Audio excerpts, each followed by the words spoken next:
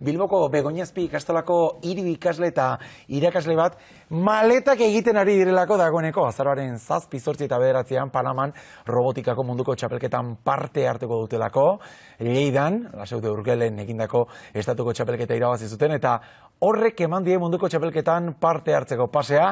Hortxe iruditan ikusten dituzte dagoeneko gurekin dauzkagula Jokin Bernaola da irakaslea eta ikasleak Galder Tellitu, Amaiur Zabaleta eta Garaziamo. Egunon hiruroi? Egunon. Bueno, gaztetxoekin hasiko naiz. Galder, konta idazu Zukia, zer prestatu behar duzuen Panamara joan aurretik? Robota desmontatu egin behar dugu eta maleta ikuste dut. Galder, horrek ala ere izango du bere zailtasuna, ez da? Robota bera desmontatzea erresa delako ondorenan montatu beharra? Bai. Ia, Jokin, konta idazuzuk, nola iritsi zaizuen aukera hori Panamara joateko, ze itxaropenekin joan zineten baita ere, kasu honetan Kataluniara bertan jokatu zelako, estatuko lehen txapelketa pasea bertan lortu zenutelako?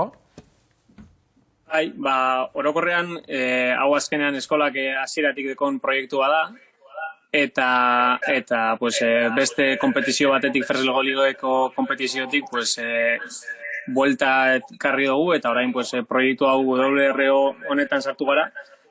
Bilbon egin gendun lehengo saiakera, bertan irabazi, gero Lleidan bigarrena, bertan bai, eskendun espero hasieran txartu hasi ginen, baina gero erremonta gaitzela, eta azkenean irabazi, eta orain bagoaz Panamarantza. Amaiur, zergatik hasi zinaten gaizki? Bueno, hasieran, egia esan hemen entrenatzen dugunean eta txapelketetan argi sistema desberdina da, noski. Hor argiago izan daiteke edo gutxiago. Beraz, hemen ditugun sensore desberdinak izan daiteke edozein motatakoak, hau da giroskopikoak, izan daiteke argi sensoreak edo dena delakoak aldatu egin behar dira eta hor kalibratzean arazoak izaten dira, normalean. Ia, nire aurreratu didatelako, ez dakitan kasartzera noan, robota hor daukazuela, ez da esku artean? Ez, baina ekarria dugu. Janon eskero minututxo bat? Bai, emango izugu Jokin. Ni bitartean gaztetxoekin hitz egiten geratuko naiz. Garazi, badakizu ea ze plan daukazuen Panaman? Zer? Ze plan daukazuen, noren aurka lehiatu beharko zareten? Zer egin behar duzuenan? Egia zan, nire kasuan, eta oso guztion kasuan lehenengo aldia da munduko txapelketa batean parte hartzen, eta ez dudan ez inoiz parte hartu horrelako txapelketetan ezakit zer aurkituko dudan. Baina Garazi, zu esate baterako Lleidara joan zinenean, itxaropena bazen eukan, zuen robota ikusita, honek aukerak badauzka munduko txapelketara eramateko, edo nik imaginatzen dudalako nere buru egoera horretan baita ere, honekin ezkoaz, ez dakit ez da nola goazen estatuko txapelketara? Egia esan, bertara iritsi ginenean, kristongo robotak zeuden, itzelak, eta gureak ikusita ez genuen irabaziko. Amaiur, aprobetxatu zenuten lagunak egiteko, estatuko txapelketa horretan baita ere, zuek bezain itxaropen gutxirekin zijoazen gainontzekoak baita ere? Ez, nik uste dut, besteek, ikusi genuen egoera nolakoa zen, zegoen jendea roboto gehiagorekin eta lan, baina, hor jendea zagutzerako konturatu ginen denak.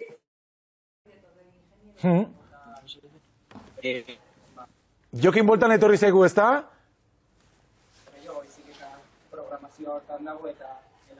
Ai?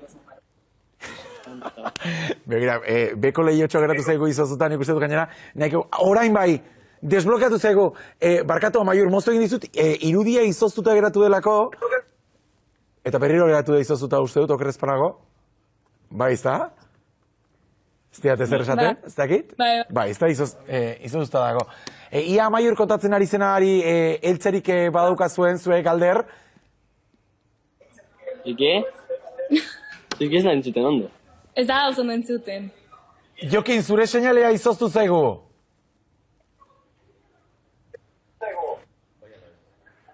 Gaina estereoan entzuten dugu, hor arrazo dauzkagulako, ikusten ari zareten ikasleak eta irakasleak Panamara joatear direlako, azaroaren 7an joango dira munduko robotika txapelketara. Orain Jokin, berreskuratu dugu. Bueno, Ai, ez daukago. Aizu Galder, esaiozu Jokin irakasleari zuen kamerara joateko hobeto dagoelako. Jokin, Robota erakusteko. robota hemen ere badaukagu bat. Ah! Dira bi robota ezberdin. Eta hori da panorama... Josus, orain duplikatu zaigu seinalea, eta zuzenen ari garen seinale, Ia erakusterik badaukazuen, ze hemen Itziar Irazabal galdezkan eukan, ia robota berak zer egiten duen? Erakutsi. vale. Pues bakarrik doka beso bat. Eta gero hemendeko sensore ezberdinak, adibidez hemendeko ikutzeko sensoreak, eta adibidez hemen beste handeko guz argi sensoreak, eta gero barruan, txip barruan dekozan giroskopio sensoreak ere bai deko guz. Jokin, adi ikasleen azalpenak entzuten, haizu, arrotasun pixka bat ere emango du, ezta? Normalean badakigulako irakaskuntzara dedikatzen zareten orok bokazio bat horre badaukazuela, ikasleak inplikatuta talako lorpenean ikustea? Bai, guk orokorrean beste ikasgaietan gu izaten gara klaseak emoten duguzenak, eta justo robotikan lantzen dugunean eurik izaten diez robotagaz egunero pues, lanean ibiltzen diezenak, hemen ez dakit ondo erakutsi daben, baina hemen uste hobeto ikusten dela robota. Bai. Orokorrean diseinuak egiten da bezenean eurek aukeratzen da beze diseinu egin, eurek aukeratzen da beze sensore, ze motore, ze mekanismo erabili, eta guk atzetik lagundu egiten dotzegu aukeratzen, pues, zentzu diezen, pues, erabili barra bezen mekanismoak, erabili barra bezen estrategiak, misioak aliketarinen egiteko, baina beste klasegaz konparatuz, hau asko errezagoa da, eurek ibiltzen die lanean.